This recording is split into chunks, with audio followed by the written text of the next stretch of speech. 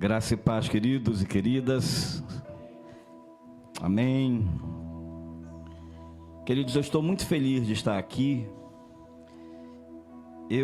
A gente sai de Belém para vir a São Paulo, faz parte do nosso pacote de férias do ano. A gente divide as nossas férias ao longo do ano. A gente não tem como sair de uma só vez, 30 dias, então a gente divide. E eu tenho alguns amigos em vários lugares que são pastores. Lá no nosso estado existe uma cidade que é Salinópolis, que vocês conhecem lá, o Atalaia, a praia do Atalaia, que é maravilhosa. E eu tenho um amigo lá que é da Assembleia de Deus, pastor, presidente da igreja lá. E toda vez que eu vou para lá, eu vou para descansar. Aí o que eu faço? Eu não levo calça comprida, porque ele me convida para ir pregar no domingo à noite. Eu digo, rapaz, eu não trouxe nem calça comprida. Aí ele diz, não, mas a gente compra uma agora. Porque a gente vai para descansar, né? E eu vim aqui para descansar, para relaxar, mas eu estava tão feliz de ter acompanhado desde o início aqui desse projeto, até quando ele ainda não existia, porque a gente sempre conversou muito, eu e o Norival. E quando eu vi através das mídias sociais, eu vi a conquista deste lugar, eu fiquei muito feliz. Confesso para vocês que foi como se fosse a nossa igreja que estivesse inaugurando um outro templo. E eu fiquei tão feliz que quando ele convidou, né, aliás, ele não convidou não, né? A gente só combinou, né, de vir, e eu sabia que a gente deveria estar aqui para vir compartilhar com vocês, para vir nos alegrar com vocês nesse novo lugar. E se lá no primeiro templo que vocês estiveram já foi maravilhoso, se lá no hotel, quem esteve lá no hotel já foi maravilhoso, né? Mas a primeira casa de fato foi no outro lugar que eu também estive lá. Então eu creio que a glória da segunda casa será maior do que a primeira. E se caso a gente quiser contar com a primeira lá no hotel, então se a glória da segunda casa foi maior do que a primeira, imagina da terceira casa. Então, queridos, é um prazer, é um privilégio estar aqui com vocês para compartilhar a palavra de Deus. E o pastor Norival me falou sobre o tema que vocês estão caminhando neste mês de março, que é o mês do meu aniversário, tá? Não se preocupe com presente, porque é só terça-feira, né? Então não vá se preocupar, puxa, o que eu vou dar para o pastor? Brincadeira, irmãos. É porque eu já estou me sentindo em casa. Desculpe se eu extrapolar, tá, irmãos? Só vocês fizerem assim para mim, que eu já sei que eu passei dos limites. A Joelma, ela já fica na minha frente só levantando a sobrancelha direita, porque eu já sei que eu passei do ponto. Mas o tema que vocês estão caminhando sobre a cultura dos céus, e quando me foi falado, achei muito importante, porque de fato a igreja ela é responsável por estabelecer a cultura dos céus. A igreja não é responsável por estabelecer o modelo político que vai caminhar na nossa nação. Não é a igreja responsável por isso. Não é a igreja responsável por determinar o modelo econômico que vai se estender pela cidade. Mas é papel da igreja estabelecer o reino de Deus onde ela estiver plantada. E aí sim, dentro desta missão de Deus, ela vai ter a sua extensão em todas as áreas da sociedade. Mas ela começa primeiro, não simplesmente implantando o reino de Deus, mas em primeiro lugar, sendo o reino de Deus onde ela estiver. Amém, queridos? E eu gostaria de compartilhar com vocês em Mateus, no capítulo 6, versículo 9 em diante. Vocês conhecem com certeza esse texto e já devem ter ouvido exaustivamente várias pessoas pregarem, já devem ter lido até de cor também em algum lugar, em alguma cerimônia, porque todo o povo cristão, seja evangélico ou católico, conhece muito bem esse texto, que diz assim: portanto, vós orareis assim: Pai nosso que estás nos céus, santificado seja o teu nome, venha o teu reino, faça-se a tua vontade, assim na terra como no céu. O pão nosso de cada dia nos dá hoje, e perdoa-nos as nossas dívidas, assim como temos perdoado aos nossos devedores. E não nos deixes cair em tentação, mas livra-nos do mal, pois teu é o reino, o poder e a glória para sempre. Amém. Pai querido, em nome de Jesus, venha ministrar aos nossos corações nesta hora, que a tua palavra flua do teu próprio coração para cada um de nós, e que não seja apenas um conhecimento a mais que vamos receber, mas seja a tua palavra transformadora, transformando as nossas vidas, em nome de Jesus. Amém e amém. Como eu falei, esse texto ele é muito conhecido por todo mundo. Quem nunca tinha ouvido desse texto aqui? Não existe ninguém que não conheça esse texto, que já não tenha se atrevido a pregar nesse texto e a ouvir várias pregações nesse texto. Mas eu começo dizendo que esse ensinamento de Jesus, porque isso aqui é um ensinamento de Jesus, na verdade ele está discipulando aqueles que ele chamou para estar com ele. Ele está ensinando sobre vários princípios do reino de Deus e desse novo relacionamento com Deus. E eu digo novo porque de alguma forma ele está falando com pessoas que já tinham um relacionamento com Deus, alicerçados e baseados na cultura do Velho Testamento, que era a cultura do reino de Deus, mas que de alguma forma havia tido seu papel de apontar para o reino que viria, que era o reino do Messias, o Filho de Deus. E Jesus então está agora ensinando aos seus discípulos. Ele ensina sobre o jejum, ele ensina sobre o perdão, e aí ele percebe que há uma necessidade nesse grupo de discípulos dele de aprenderem os fundamentos básicos desta fé, deste relacionamento com Deus. E ele começa a ensinar, e quando ele entra nesse texto, ele diz: vocês não devem orar como os fariseus, que oram e exibem coreograficamente a sua forma de orar, levantando as mãos, mostrando a sua pseudo-espiritualidade, muito cheios de si mesmos, muito cheios de coreografias para mostrarem a sua espiritualidade. Não é por aí que vocês devem orar. Primeiro, o que eu vou ensinar para vocês é uma oração que só quem pode fazer são os discípulos. Essa não é uma oração de qualquer pessoa.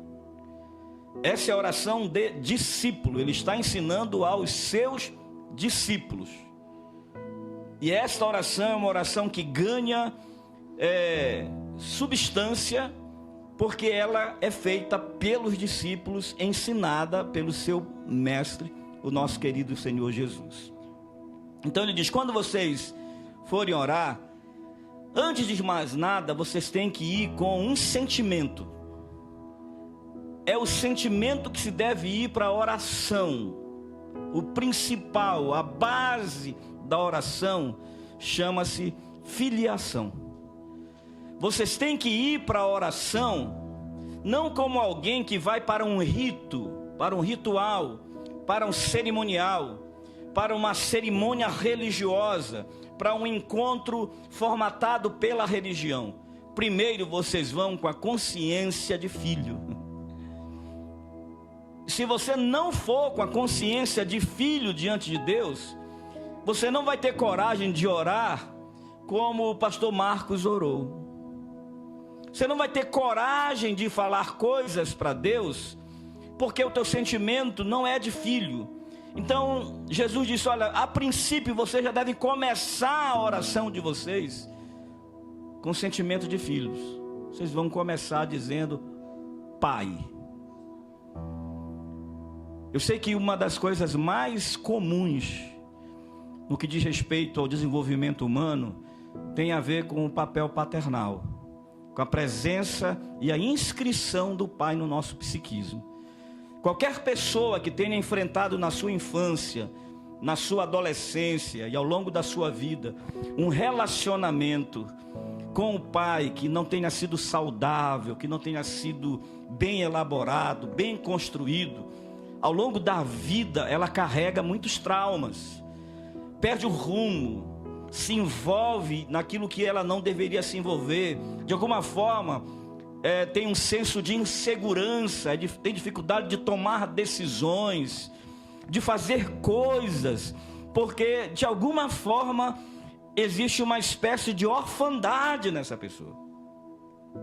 E mesmo aquelas pessoas que elaboraram muito bem o seu desenvolvimento ao lado do pai, ainda assim existe uma necessidade paternal, existe uma lacuna paternal dentro dessa pessoa, que só quem pode suprir é o nosso Deus. Então, quando a gente chega diante dele, a primeira cura que é operada em nós é esse abandono paterno que nós temos e às vezes não sabemos de onde vem, porque a gente já chega com ele como filho, dizendo: pai. A gente já entra para o ambiente da intimidade, a gente já sai do ambiente da religião, a gente já sai das quatro paredes da religião e já entra para o lugar secreto, e já entra para a casa do pai. O ambiente já muda só quando você pensa que você está ali com o seu pai.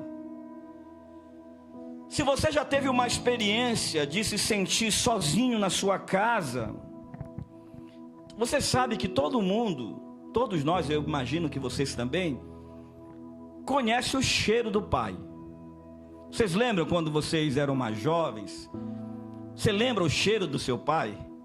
A gente sabe, irmãos, não é o cheiro do perfume do pai, não. É o cheiro do pai. Não tem um cheiro, pai?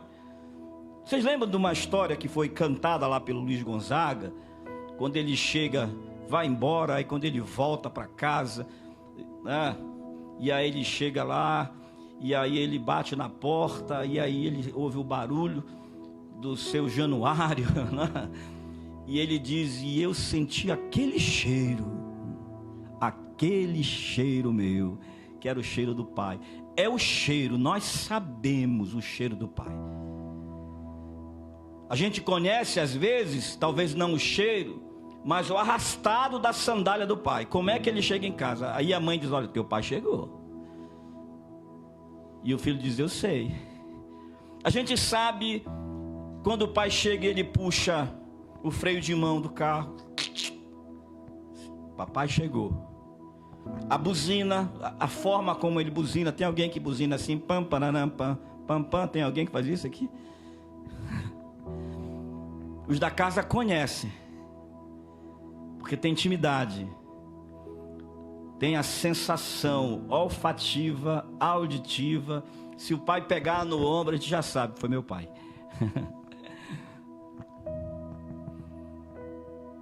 Assim é a oração. É a sensação que a gente entra no lugar onde o pai está e a gente sente o cheiro do pai, a presença do pai, o toque do pai, o abraço do pai, o calor do pai, a graça do pai. O ambiente muda. Papai chegou. Camarada olhou na geladeira, não tem nada. Aí a mãe disse: teu pai está chegando. Papai chegou é sinônimo de que vai ter comida na geladeira. Papai chegou é sinal que os problemas vão ser resolvidos. Deu problema na televisão. Aí o menino: poxa, a televisão escangalhou. Não sei se vocês usam essa expressão aqui, que isso aí é meio paraense, né? Esbandalhou, escangalhou, esquingalhou, escambimbou, conhece essa? Levou o farelo, essa vocês não conhecem. Só paraense conhece essa aqui. Levou o farelo. Aí a mãe diz: espera teu pai chegar. E aí o menino fica para lá e para cá, para lá e para cá. Aí o pai chega. E o pai ajeita, irmão. A gente não sabe, parece que existe uma mágica paterna que ele ajeita, né?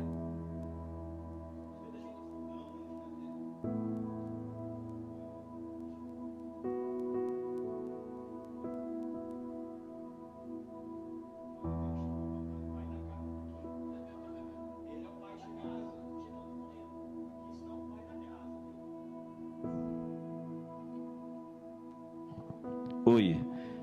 Ajeita o microfone. O pai, quando o pai está na casa, a gente sabe que ele vai dar o jeito. Oração é isso. Oração que chega e diz: Pai nosso, resolve a nossa orfandade espiritual. Resolve o nosso senso de abandono, de desamparo, porque de alguma forma, em algum momento da vida, a gente tem aquele senso de estar desamparado. E quando a gente ora, essa inscrição paterna enche as nossas vidas. Só tem um detalhe: ele não é um pai meu, ele é um pai nosso. Então a oração me coloca num senso familiar. Ele faz eu entender, na oração eu entendo que eu tenho um pai, que eu não sou órfão, mas que eu tenho irmãos que são filhos do mesmo pai. Ele não é o meu pai, ele é o pai nosso. Eu não sou um ser solitário. Se eu fui desamparado pelos meus irmãos de sangue, se eu fui bulinado, sofri bullying, se eu sofri violência dentro da casa, eu preciso entrar para esse ambiente de oração com um senso de restauração da minha filiação, da minha vontade de ter meu pai. E quando eu oro, Pai, eu lembro que esse pai não é um pai que desampara, porque ele é o pai de uma multidão. Ele é o pai nosso. Em terceiro lugar, quando eu oro nessa perspectiva ensinada por Jesus, porque é o que ele está nos ensinando, é sobre a soberania desse pai. Ele é pai. Ele é um pai de multidões. E onde ele está? Pai nosso que estás nos céus.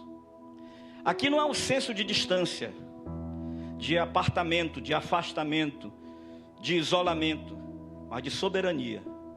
É como se você pudesse dizer assim: olha só, deixa eu falar uma coisa para vocês. Eu lembro de uma historinha de dois meninos que conversavam, e toda vez um dizia assim: papai comprou uma bicicleta para mim. Sim, papai comprou, foi duas. Aí no outro dia voltava: e papai comprou um carro novo. Qual é o carro? Um carro 1.0. Meu pai comprou um carro 2.8. Porque o pai... E meu pai faz academia, ele carrega não sei quantos quilos. E papai é o dono da academia. É esse senso. Quem é o seu pai? É o que está nos céus. Ele está acima de qualquer representação paterna. Ele está acima de qualquer representação que alguém possa ter criado e de qualquer ideação paternal. Porque esse é o fato que me coloca diante de uma realidade. Se o meu pai foi um pai ausente, que nunca me abraçou, foi um pai que de alguma forma, pelas escolhas que fez, foi um pai que apareceu e que aparece nas minhas memórias como um pai fracassado, que fracassou na vida, que não soube cumprir o seu papel de pai na minha vida. Eu tenho um pai que está acima de todos os pais.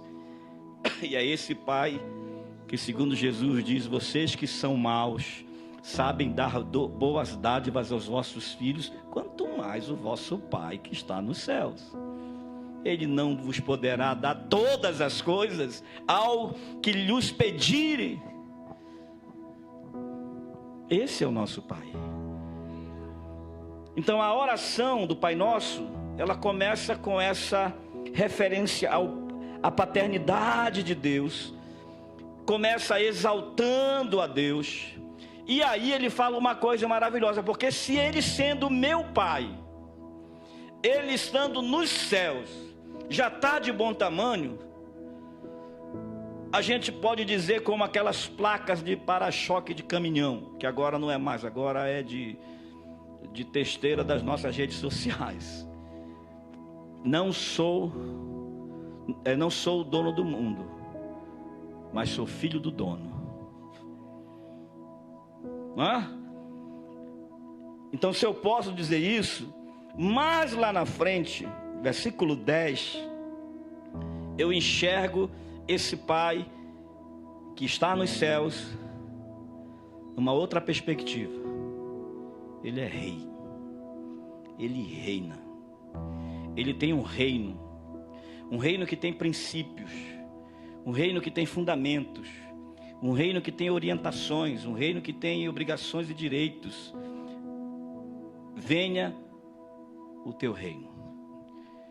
Ou seja, além de ser meu Pai, reina sobre mim, reina sobre a minha vida. Você vai ver que esses primeiros 3 versículos são de exaltação à grandeza de Deus, à paternidade de Deus, à soberania de Deus e ao seu reinado. Venha o teu reino e seja feita a tua vontade. Existem 3 palavras que 3 palavras que são utilizadas para falar sobre verdade. No grego, verdade é aletheia. No latim, existe uma palavra chamada veritas, para verdade. E no hebraico, existe a palavra emuná. Aletheia é a verdade no tempo presente, aquilo que se descortina diante dos nossos olhos, aquilo que nós estamos enxergando é verdade. Por exemplo, é verdade que isso aqui não é um carro, é um microfone. Essa é a verdade absoluta disso. Aqui não é um carro, é uma geladeira? Não, é um microfone. É um microfone sem fio. Isso é verdade. Agora, se eu disser para vocês que um dia pastor Norival foi conversar com alguém, e esse alguém disse para ele assim: Norival, o que é que a tua igreja está precisando? Eu não sei, isso aqui é só uma elucubração. O que é que a tua igreja está precisando? Ele disse: olha, precisando de microfones. Aí essa pessoa disse assim para ele: então eu vou te dar o microfone. Vou te dar um microfone sem fio. E aí essa pessoa deu esse microfone para ele, ou para vocês. Que verdade é essa? Já não é mais aletheia. Aletheia é esse microfone. A história que eu contei é veritas. Foi a narração de um fato que aconteceu e que se revelou aqui no presente, confirmando o que eu falei. Agora, se ele chegar e disser: pastor, não foi assim que aconteceu, então o meu testemunho já não é veritas e já não é verdade, porque a narração que eu fiz não é verdade. Mas se eu disser assim, queridos, mas daqui a mais 5 meses tem um irmão que disse que além de microfone, ele vai dar todo equipamento de som para a igreja. Isso é verdade?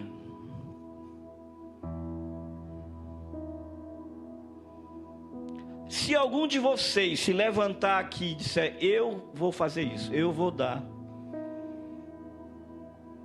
todo equipamento de som para a igreja, vocês sabem que dependendo de quem levantar a mão, isso vai ser uma verdade emuná, vai se revelar, vai acontecer. Foi pronunciada, mas ainda vai acontecer. Por exemplo, na ceia, nós lembramos e narramos o que aconteceu lá na cruz. Isso é veritas, nós cremos que aconteceu isso lá, tempo passado.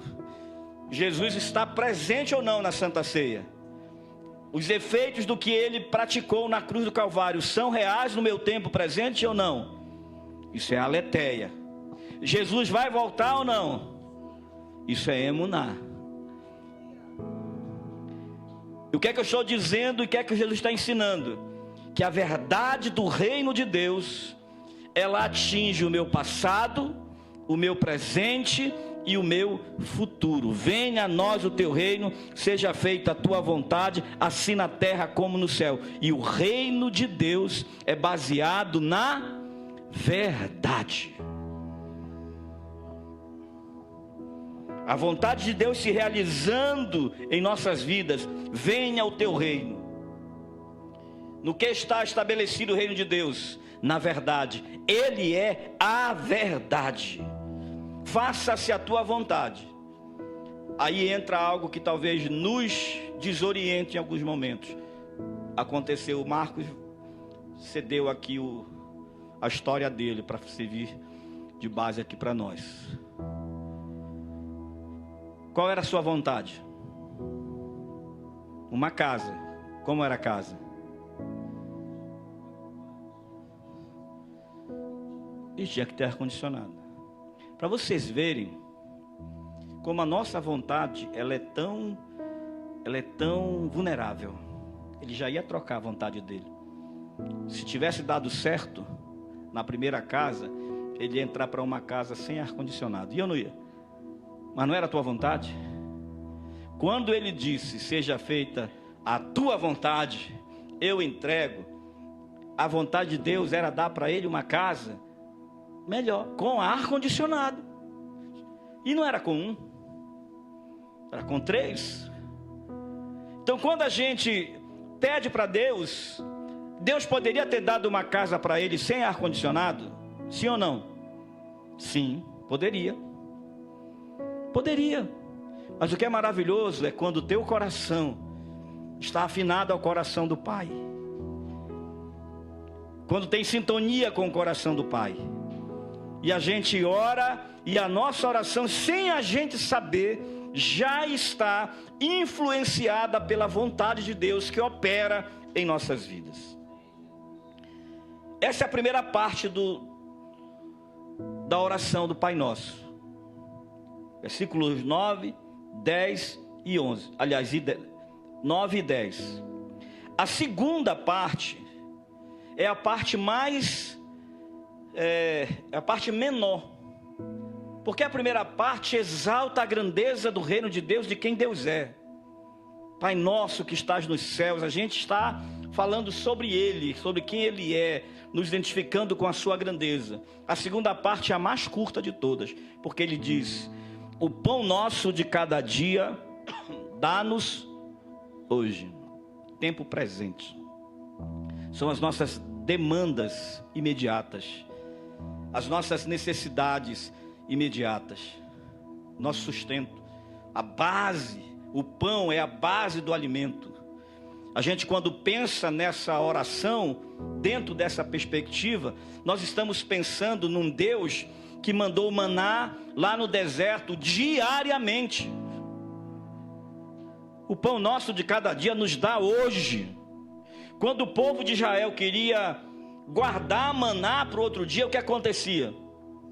Apodrecia, estragava. Sabe por quê? O princípio que Deus estava ensinando para aquele povo era o princípio da dependência de Deus.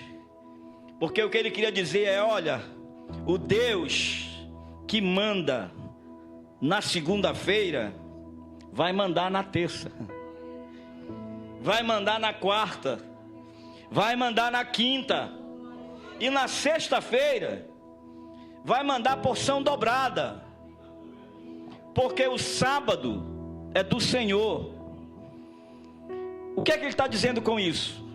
Que se existe, aí não vamos entrar em questão se é sábado, domingo, terça, quinta.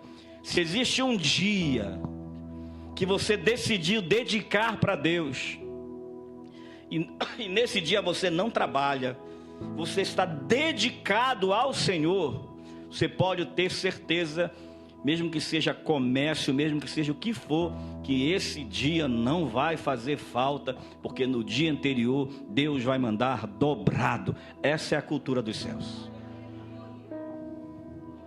Porque infelizmente vocês devem conhecer alguém que ora para Deus pedindo. Imagina, Marco, desculpa, como tu é meu conterrâneo, eu até acho que te conheço, não sei, existe sim. Pode ser da Netflix, pode ser da Globo, não sei. Não, da Globo não.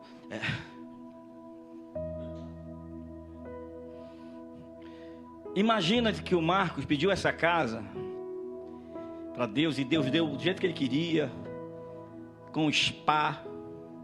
E aí quando chegar agora, a partir de então, dia de domingo, o que é que ele faz? Liga o ar-condicionado da casa dele, passa o dia todo lá, assistindo televisão.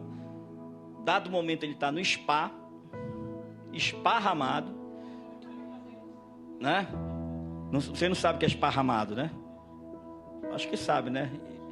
Jogado no spa, esparramado lá no spa, a esposa trabalhando para aumentar mais, para ajudar a pagar o aluguel, e aí esquece que existe a igreja. Esquece que o domingo você deve estar aqui nessa casa e servindo esta obra. E aí ele vai para o spa e deixa a igreja no esparro. Essa vocês conhecem, né? Não, também. Acho que vai ser o glossário de Belém aqui para vocês, né? Glossário Papa Chibé. O princípio do pão nosso de cada dia é o princípio da dependência e da fé de que Deus manda, que Deus tem uma cadência de bênção, que Deus não atravessa o ritmo, que Deus não perde o tempo, que se Ele prometeu, Ele vai dar. E é o único trecho que fala sobre isso, que fala sobre as coisas daqui. Porque às vezes você perde tanto tempo orando, quer dizer, não existe perder tempo orando, mas na oração você perde tanto tempo pedindo tanta coisa para Deus, que você esquece que o que você menos deve fazer é o pedido. O pedido deve ocupar um tempo mínimo, porque aí vai entrar a terceira parte, que tem a ver com as coisas dos céus, que tem a ver com o nosso futuro. Ele diz: perdoa-nos as nossas dívidas, assim como nós temos perdoado aos nossos devedores. Isso aqui é a estrutura de um cidadão dos céus. A coisa que mais impede o crescimento de um cristão é a mágoa. É o coração magoado. É um coração cheio de si mesmo, que não consegue perdoar. É necessário que a gente ore pedindo para Deus que nos ensine a perdoar. Tem tanta gente que a gente precisa perdoar na vida. Pessoas que passaram pela nossa história, desde os nossos pais, nossos irmãos, tios, parentes, vizinhos, pessoas da escola, da faculdade, do trabalho, que atravessaram as nossas vidas e muitas vezes deixaram marcas em nós. E a gente vai aprendendo a perdoar, porque essa é uma dinâmica que Deus quer nos ensinar. Ele não quer, a oração não é para nos ensinar, não é para que Deus nos perdoe simplesmente, vai muito mais além do que Deus nos perdoar, gente. Ele está nos ensinando a dinâmica do perdão. Deus é perfeito, irmãos. Nós somos perfeitos. Aí olha só o que é que a oração diz: perdoa-nos as nossas dívidas, como se nós estivéssemos querendo. Jesus dá a impressão de que Jesus está querendo ensinar Deus a perdoar. Não dá essa impressão? Perdoa-nos assim como nós perdoamos. Não dá essa sensação de que parece que está querendo ensinar a Deus? Tipo assim, olha, faz do jeito que eu faço aqui, olha. Mas não é estranho a gente pensar dessa forma? Mas não é isso. Lembram que essa oração só pode ser feita por discípulos? O que ele está dizendo aqui, olha, vocês vão aprender o seguinte: quando vocês orarem, perdoa-nos, vocês estão orando como quem aprendeu a perdoar. Então o princípio não é ensinar Deus a perdoar, é mostrar para Ele que nós aprendemos a perdoar. Que nós, nessa convivência com o coração paternal de Deus, a gente aprendeu a perdoar. É como se nós estivéssemos dizendo para Deus: Deus, me perdoa, eu já aprendi a perdoar aquele que me ofende, então me perdoa. Segundo, dentro desse terceiro ponto do texto, não nos deixe cair em tentação. É claro que quando ele está falando nisso, ele está falando de alguns passos que acontecem na vida da gente. Quem já foi tentado alguma vez aqui? Ser tentado é chegar perto. O Senhor Jesus ensinou uma vez dizendo: olha, vocês vão pedir para Deus, vocês vão ter cuidado, aliás, para que vocês não entrem em tentação. Então, vigiai e orai para não entrar em tentação. A tentação é um ambiente de segundo tempo para o pecado. O primeiro tempo é não entrar em tentação, é estar fora. Mente do céu, cultura do céu. Minha mente está ocupada pelas coisas de Deus. Vem as seduções, o diabo faz as propostas e eu não dou bola. Eu não entro em tentação. Eu não chego aqui. Só que Jesus está dizendo para esses discípulos que de alguma forma eles estavam vivendo num ambiente em que eles estavam se sentindo tentados. Então vocês vão orar para vocês não caírem em tentação.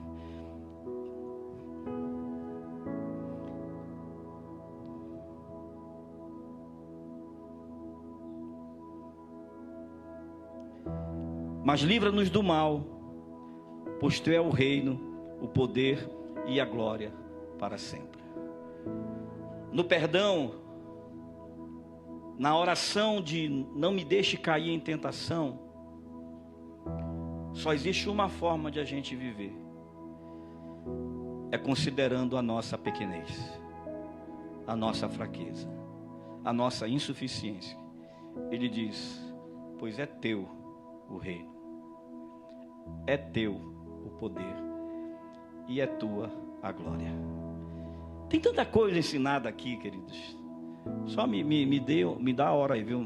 Quando fizer assim é porque eu já estou ultrapassando o horário. Tem tanta coisa. Primeiro, essa oração está ensinando os discípulos sobre a sua debilidade. Ele diz: o poder não é meu. Irmãos, quem ora é o fraco. Quem ora não é o forte. Gente forte não ora. Quem ora é o fraco. Como é isso, pastor? Quer dizer que se você vê um irmão orando de joelhos, um irmão de oração, é porque ele é fraco? É. Ele é fraco. Tem alguém forte aqui? Aí a Bíblia diz: diga ao fraco, sou forte. Olha só que contradição, mas não é não. Porque a Bíblia diz que da fraqueza tiraram força. Então a força que nós temos não é nossa, porque nós somos fracos. Mas tudo posso naquele que me fortalece. Então a minha força não é minha, mas é de Deus em mim. Porque é dele o reino, é dele o poder e é dele a glória. Porque se eu sou forte, quem governa sou eu. Se eu sou forte, eu mereço aplauso, eu sou o cara. Mas quando eu sou fraco, eu dependo. Quando eu sou fraco, eu atribuo a ele a glória. Quando eu sou fraco, eu admito que a minha força só vem dele. Pois teu é o reino. Olha só, ele começa falando sobre isso. Venha o teu reino. E aí ele encerra falando sobre o reino. Teu é o reino. O que é que ele quer que governe a vida dele? Qual é a cultura que ele quer viver? Em qual fundamentos ele quer andar? Em qual princípios ele quer governar a sua vida? É no princípio do reino. É no princípio e na cultura do céu. Quantos podem orar comigo nesta noite? Vou chamar o Joelma aqui. Vou pedir para vocês colocarem em pé, por favor. Quem puder, se alguém não estiver confortável de ficar em pé também, não fique. Existe alguma fissura na sua alma, no seu coração, que tem a ver com a sua paternidade, com um pai que não se inscreveu no teu psiquismo como a tua segurança? Nós temos um pai. Olha para o irmão que está do teu lado. O seu pai também é pai dele.